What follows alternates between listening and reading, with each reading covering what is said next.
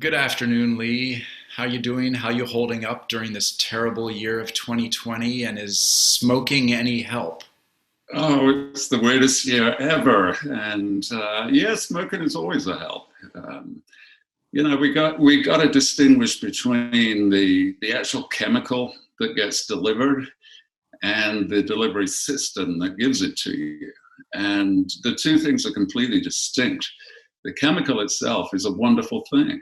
Um, One place I lived, my neighbor was a psychiatrist, quite eminent, and he used to approve of smoking in the sense that it was self-medication for anxiety or whatever was bothering you. Certainly, it increases attention span, it calms you down, it sharpens you up. It does a lot of good things in and of itself. Now, I agree, we have an issue with the delivery system, but let's focus on the good parts that it does for you, which are actually pretty extensive.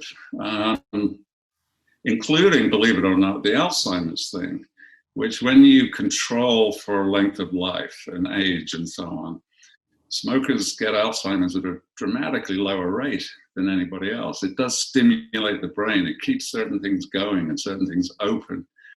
So that, yeah, I'm all in favor of it. And for a year like this year, um, it's the one thing you can rely on. You know, you can't rely on anything else. Do you remember the first time you loved smoking a cigarette? Oh, definitely. Yeah. I mean, I loved the concept of it prior because for me, it's a deeply psychological family thing where my family, my immediate family was pretty awful, pretty repressed, boring, that terribly aspirational middle class thing where everything was deferred for the future.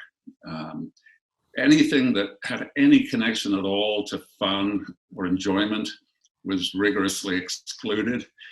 And the only person in my family that was like a normal human being was my grandfather. My mother's mother was just a regular guy. On a Friday night after work, he'd have a couple of beers. On a Saturday, he might gamble a little bit on the horse racing, and he smoked. And he was just a relaxed, fun guy. And I was there a lot at his house, at my grandparents' house. And to me, from the youngest age, 3 or 4, the smell of a cigarette to me was the smell of fun and love and acceptance and frivolousness and happiness where you could have a joke and a laugh and things were not too serious. And I'm self-aware enough to understand that, of course, yeah, that's where it comes from. To me, smoking is fun, it is warmth, it is inclusion, all of those things. It's deeply baked in. I celebrate it and I really enjoy it. Does your cigarette brand of choice ever change? It really does. I mean, it changes very slowly at a sort of glacial pace. I guess when I started when I was 11. But in Britain, you don't have a school bus per se. You just go to school on the regular city bus. And one day when I was 11, I got on the bus and somebody had dropped an unopened pack of cigarettes on the floor, presumably by accident as they got off the bus or whatever. And I picked it up and that afternoon tried my first cigarette. And that was a Rothman's King Size, which was a very expensive and prestigious cigarette in Britain. And I enjoyed it a lot, but of course I couldn't afford Rothmans, which were significantly more expensive. So initially I smoked a British brand called Number Six by the Players Company, Players Number Six. They were dirt cheap. Back then, the equivalent of about 15 cents for a pack. And so all the way through teenage years and college, that was my brand. And then I changed to Marlboro, Marlboro Red, and smoked them for a significant, I don't know, 15, possibly 20 years. And, but then after I became a writer, I remember it must have been possibly my eighth book. I remember it very clearly where the first half of the book went at a pretty normal pace, but the second half of the book I wrote in an absolute torrent, about 6 weeks, about 70,000 words in 6 weeks. And writing, for me anyway, I assume for most people, provides you with an endless sequence of triggers for smoking, that you finish a paragraph, you sit back to read it, you light a cigarette. You finish a chapter, obviously. A good line is a good reason for a cigarette. So working with that intensity on that book, I just thought, wow, these are awfully strong. You know, I was probably smoking 3 packs a day, and they were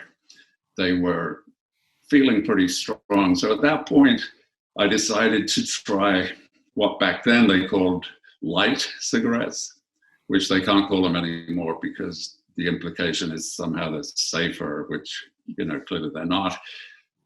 So I switched to Marlboro Lights and didn't like them very much. And then I switched to my current, which is Camel Blue, which have been with me now for 20 plus years. And I think these are the best I've tried. I really like them. Has the coronavirus affected your smoking habits at all, either weed or nicotine? Not really, no. I mean, I don't see the connection. I don't think that you're in any, I suppose theoretically, if you're out, well, no, because if you're outside and you're breathing through a coal that is burning at 1,000 degrees Fahrenheit, then presumably anything you inhale through it is going to be sterilized or killed. So maybe that is maybe a health tip, that either wear a mask or smoke, and you're pretty much guaranteed to be somehow inoculated, I think. Would you agree that between coffee, cigarettes, and marijuana, that coffee is the most dependable? First of all, you've unlocked the secret to my food groups, that I only really want to consume things that begin with C, you know, including maybe champagne, coffee, cigarettes, cannabis, whatever. Chocolate is a great one. It's a combination, really, isn't it? And that is fundamentally the reason for getting up in the morning, the coffee and the cigarette together, that is a magical stimulus, exactly what everybody needs in the morning. Coffee is I guess, probably a simpler chemical, caffeine, and it seems to be reliable. You can get it in pretty much any coffee. And I love coffee and depend on it, but I'm not a snob about coffee. Starbucks is fine for me, whatever, as long as it has caffeine in it, which then calls into question this whole thing about decaf coffee, which is, you know, one of the weirdest things in the world, in my opinion. So Akashic Books has just recently published an anthology you edited, the Nicotine Chronicles. You have also contributed to both the Cocaine Chronicles and the Marijuana Chronicles. In a virtual event, you recently said that you had a little bit more trepidation getting involved with the Nicotine Chronicles rather than those other two. Can you talk a little bit about that? Yeah, purely based on the public reaction to the various things. I mean, the reality of it is, I think marijuana is completely harmless, just a wonderful thing. And if everybody stuck to that rather than alcohol, I think we'd be a lot better off.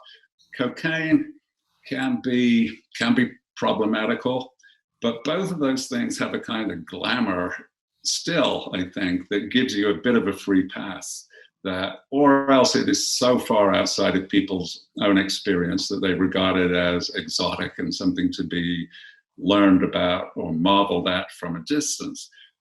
Whereas this nicotine and cigarette thing has such a bad public image and is regarded as kind of weak and grubby. I felt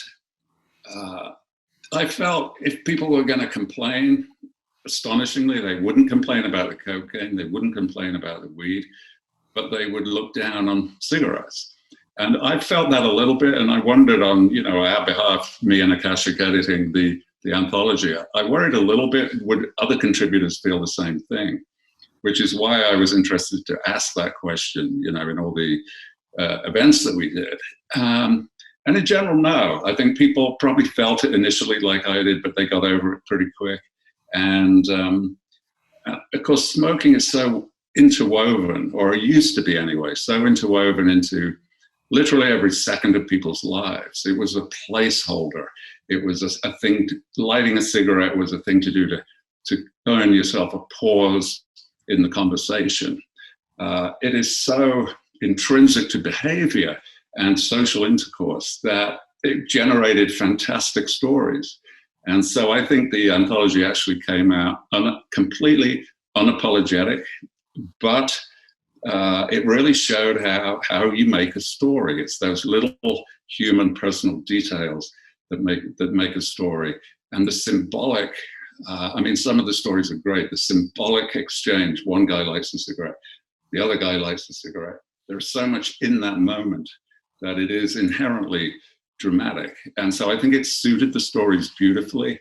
And they all came out a lot more kind of positive than I thought they would.